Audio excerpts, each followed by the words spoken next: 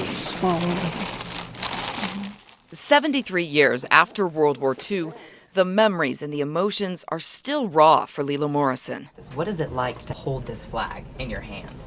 It makes my heart quiver a little when I think of what it meant. I didn't want my picture with it because it brings back too many bad things. At almost 95 years old, Morrison knows a thing or two about freedom. Freedom is not free.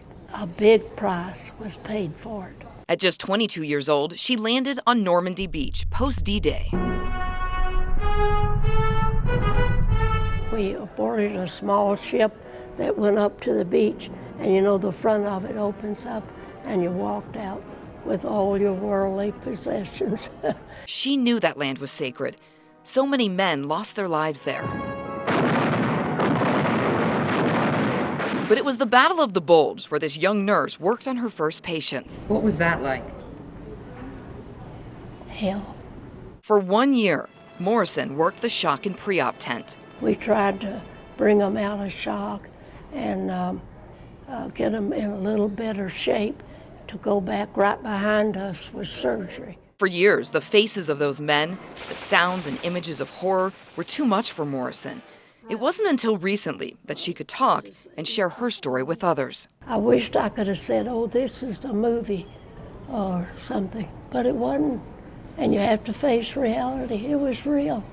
You can see how that would make you so thankful to be an American. And that is something she says we all take for granted. We can go to school or we can go wherever, our work. Nobody questions us. If we want to get in our car and drive 1,000 miles, and honey, those things are not enjoyed all over the world. While war made her grateful, it was what she saw after the war that changed her life forever. As we walked in, the gate was a great big iron gate, and over the top of it in English was 6.5 million Jews and political prisoners have been taken care of. Morrison was one of the first nurses into Buchenwald, the largest concentration camp in Germany. People there, there's no way I can describe them. You've heard of skin and bone.